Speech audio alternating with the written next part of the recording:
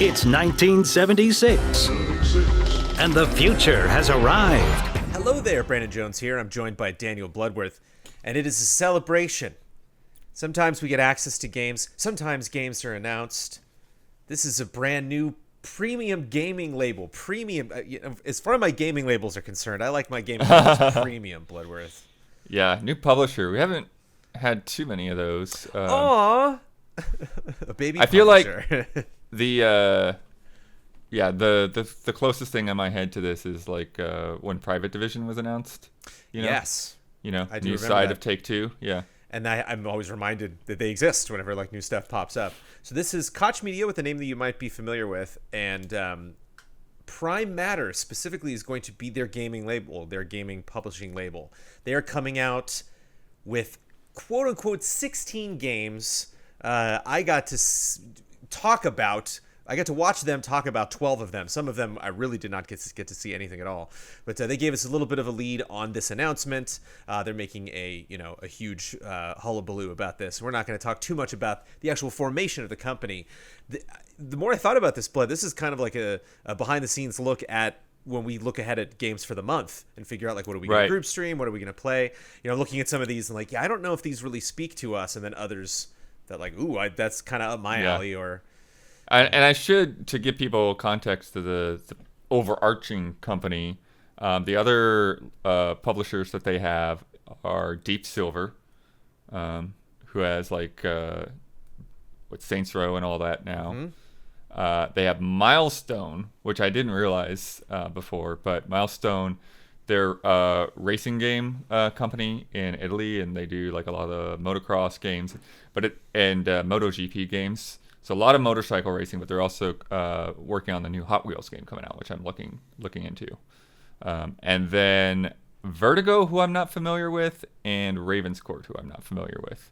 But Vertigo is in Netherlands, and Ravenscourt is in Germany. And I think Deep Silver might still have some stuff past this to talk about at E3. So there might be still things coming from Koch. But they were so excited about Prime Matter. They were talking about, I was confused. I was like, okay, so is Prime Matter an FPS? What is it? I'm like, oh, it's the company.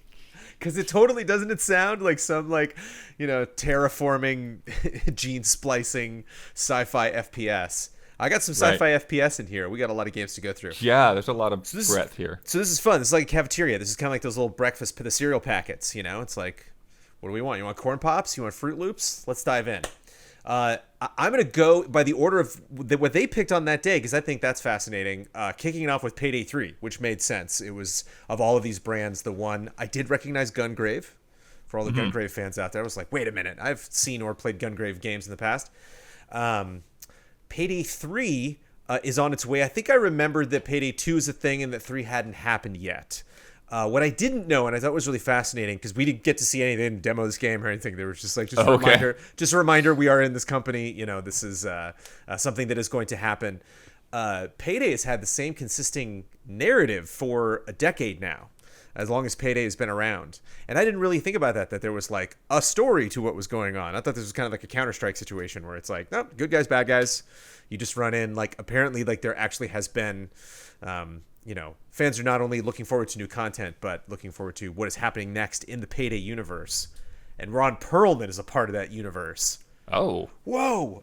So I was like, I literally am just like writing notes. I'm like, oh, narrative over 10 years. Cool. Ron Perlman. Definitely making note of that. 2023, though.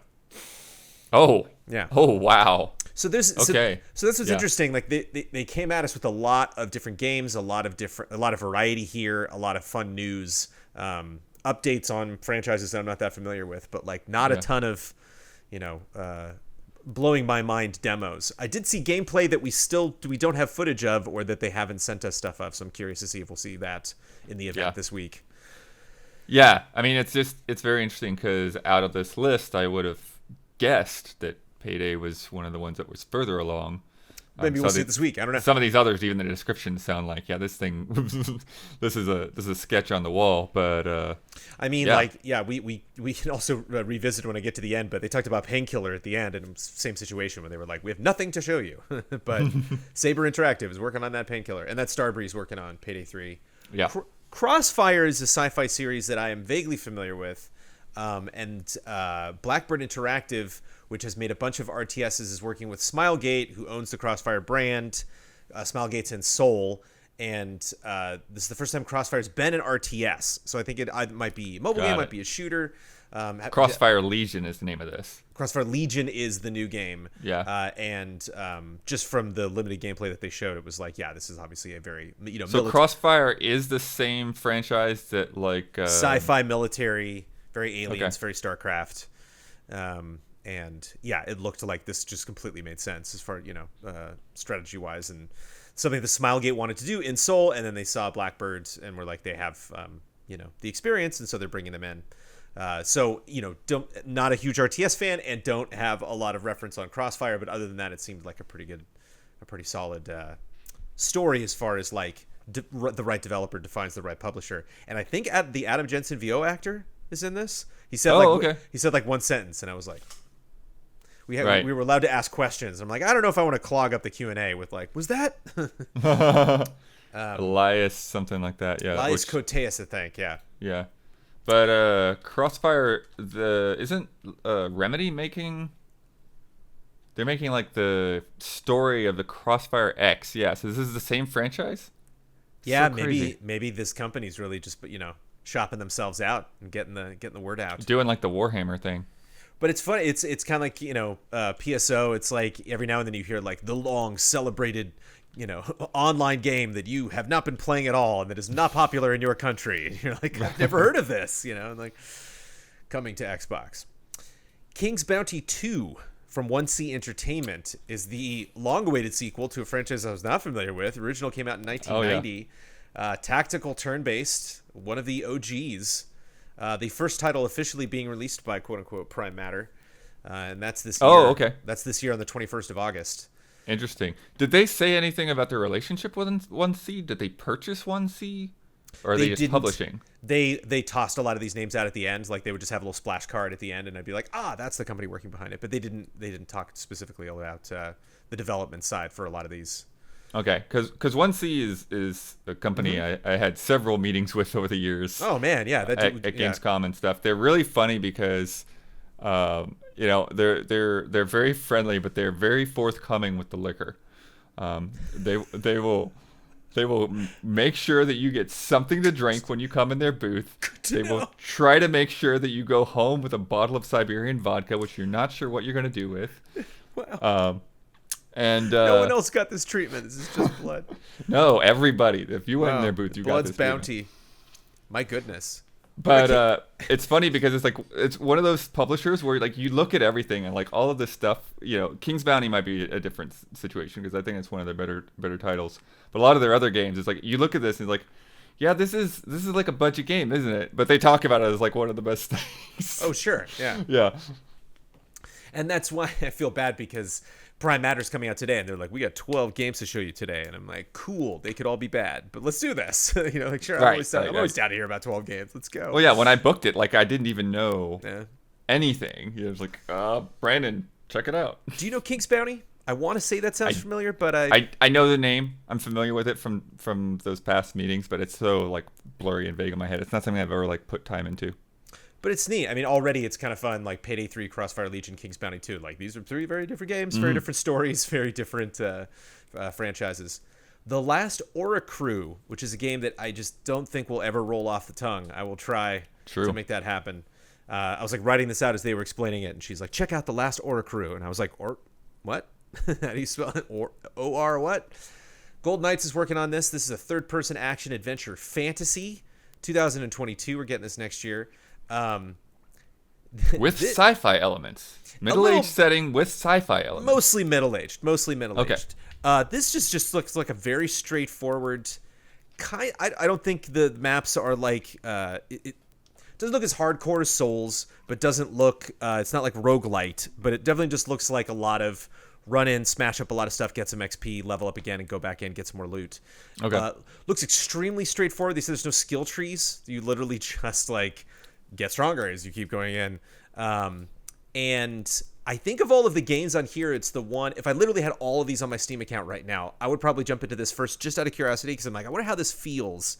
Because it is, there is a a nice shine to some of the textures. There definitely is a very hands-on, straightforward sense to, like as I mentioned, the progression and the action and everything. That said, it does look rough. The textures look rough. The frame rate is rough.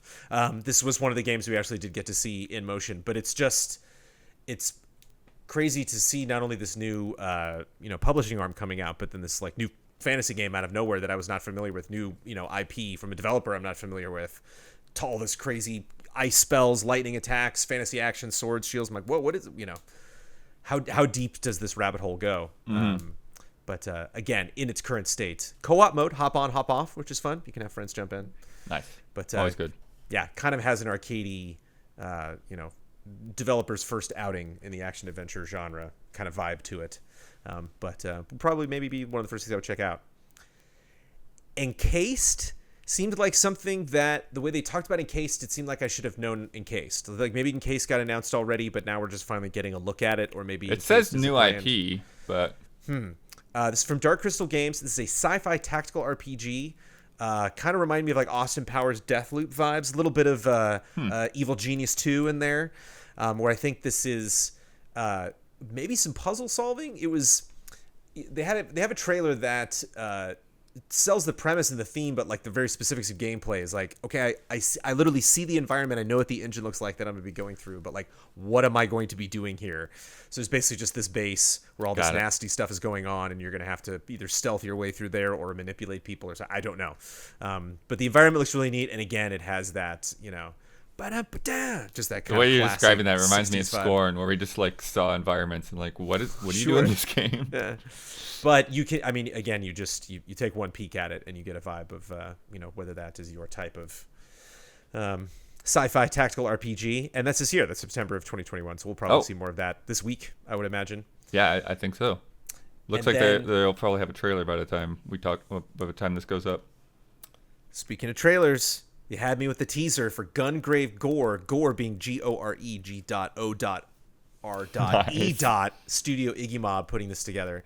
This is like some crazy undead vampire cowboy anime guy, and so I'm way down with him and everything that he's doing.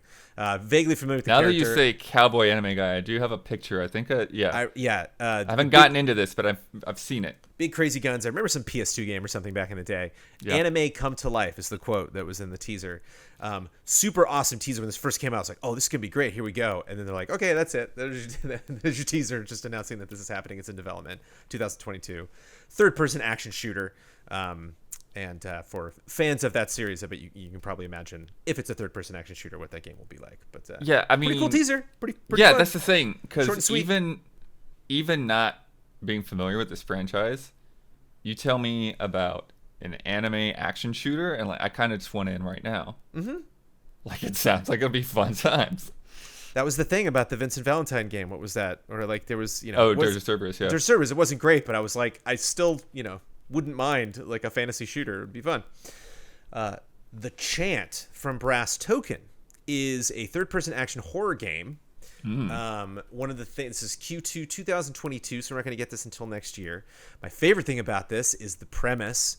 It's basically kind of like if Midsummer devolved into them like throwing spells at each other. So it's like you go to this retreat, and it's a spiritual retreat on an island. Everything seems chill, but of course you find out things are not chill at all.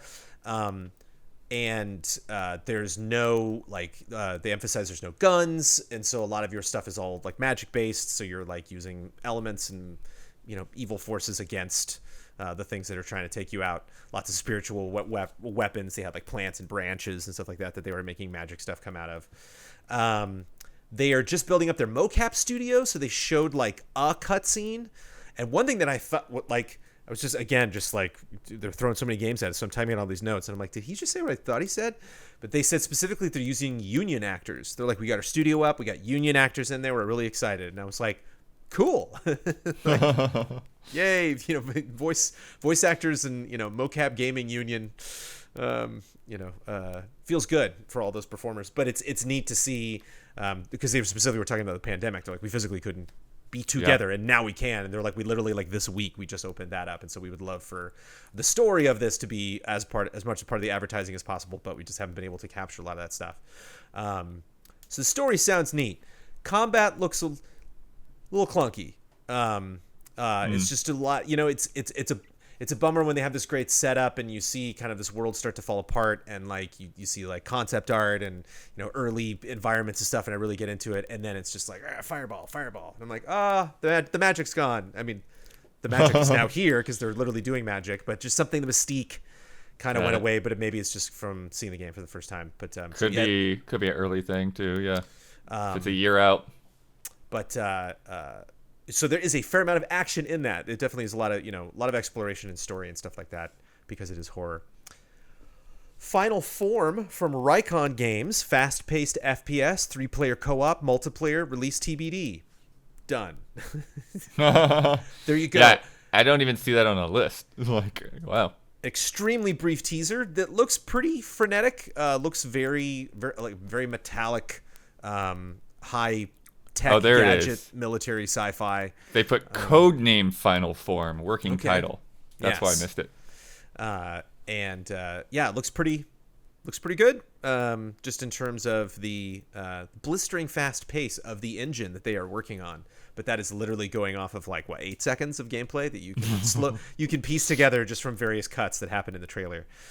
But Prime Matter's got it, and they're happy about it. Dolmen is fascinating. This is from Massive Works Studio, third-person action horror shooter.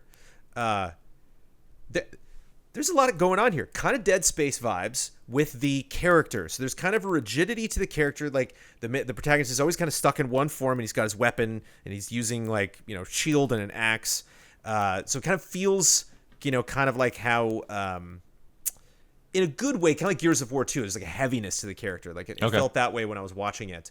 But distinct Dark Souls vibes. So this is definitely a developer that loves that format and is kind of taking a more sci-fi approach to this. Looks more almost kind of like Souls and Returnal kind of put together, like just a lot of going to really weird alien worlds. But the gameplay chunk that we saw had a very it was not performative in a sense of I'm going to show you how actiony this section is. I honestly felt like I was watching Brad Ellis get captured. Like it was literally just okay, go for the inventory, get my axe and equipped, and go into this zone. I haven't been in here before. Oh, there's an enemy. Okay, get back, deflect, use this ranged attack. Again, it wasn't trying to really spice up the gameplay. It was I'm trying not to die here. And so it had all of those parts that make games like that good. It just looked like not something that you would have the polish of a Blue Point or a From Software. But they're focusing on there's cool elemental options. So there's a lot of, you could light stuff on fire, very pretty effects. Souls-like elements didn't look like that hard, but I wasn't playing it, so it's kind of hard to tell. 2022 PC and consoles. They indicated multiplayer in the last frame that they showed of the game, just the info screen, but they didn't talk about multiplayer at all, so I'm not sure how that works. Sure. But it's one of those things that when you first look at it, you can tell this does not have the budget of something like Dark Souls. But then you look at it more and more, and you're like, this could be fun. I don't know. I could get addicted to this because of how difficult it potentially is. And because one of the things that I've always loved about the Souls games, whether I'm technically enjoying myself or not, is every time when you open up a new door and you're just like, what the hell is in this hallway? It's just fun. It's fun to explore those worlds. And Dolmen kind of looks like that. It looks nice. We were just talking about Scorn. It looks like, you open up some chasm or something. You're just like, what is going on in here? 3 more games, at least on my list. And then Bloodworth's got 4 bonus. The Echoes of the End from Mirkur Games. This is a fantasy action game that we only saw a cutscene, but they were super proud of it because unlike the other team that we just talked about, they did have their mocap studio up and running, and they are doing some pretty crazy one-to-one, one of those things you see in a game where you're like, yeah, that's an actor. That's not just them. They just throw that animation together. That's clearly two actors doing a scene there. But teased a big enemy, didn't see anybody fight that enemy, so really just kind of saw pretty technology. This character's on the thumbnail if you're curious who that purple gal was. Unreal Engine 5, and they were like, third person. I haven't seen a lot of those yet. Do not have a date on it. PC, PS5, Xbox Series X and S. Looks really good, but again, it was just motion capture technology. Got it. It was just the mocap scenes, which were pretty. Scars Above from Madhead Studio has Michael Huber vibes for sure. This is like, again, bringing up Returnal. This is like Tomb Raider meets Returnal. So imagine Returnal, but it's not like run, jump, dash, dash. A little more methodical, a little slower, kind of like in Resident Evil when you're just kind of waiting for the boss to come charging at you so you can like do a little dodge out of the way, reload your shotgun, fire. A lot of these games kept talking about elements. They're like, you want to use this elemental power to stop this thing, like the horror game we talked about, and Dolmen and Scars Above did that as well. So there's like, elemental ammo, like a lot of elemental monsters. So a lot of things just kind of coming out of the planet itself that you were surviving on. Again, Returnal vibes. And so there's this big kind of tree rock beast that the character was fighting, and then like managed to actually like light that on fire, and looks pretty. And again, just has that little bit of like ammunition management, weapon upgrading, Resident Evil grind that I'm like, like out of the ones on this list, I think this might be something that I'm curious to check out. Definitely. Lots of VO while exploring an alien planet, so just like a lot of different characters, a lot of talking. The protagonist is talking about a lot of things as going through and seeing stuff. The bosses were kind of similar of the thing that we saw, but that might just be indicative of the zone that they were in. Again, just like Returnal and a lot of the things actually, like bizarre sci-fi, kind of like a Geiger-esque weirdness is one of the rare themes that is kind of running through a lot of this. Obviously not in games like King's Bounty, but so yeah, I'm curious if that's going to be more action focused or more survival focused, or how long that game's going to be. But Scars Above seemed pretty solid, just in terms, again, I talked about things like Dolmen and Chant, where I'm like, this action's a little wobbly. Action in Scars Above is pretty tight. It looked pretty fun. Just don't know how many different types of enemies there are and how big that game is. And then, as I mentioned before, finally, Painkiller, yay! Quote, literally nothing to show you but the screenshot. End quote, from Saber Interactive. What are your 4 bonus games? Yeah, so the ones that they've got here on the draft of the press release, they're bringing Kingdom Come Deliverance to Switch. Mm-hmm. They are doing the next game that the studio is doing. They don't have a name for that yet.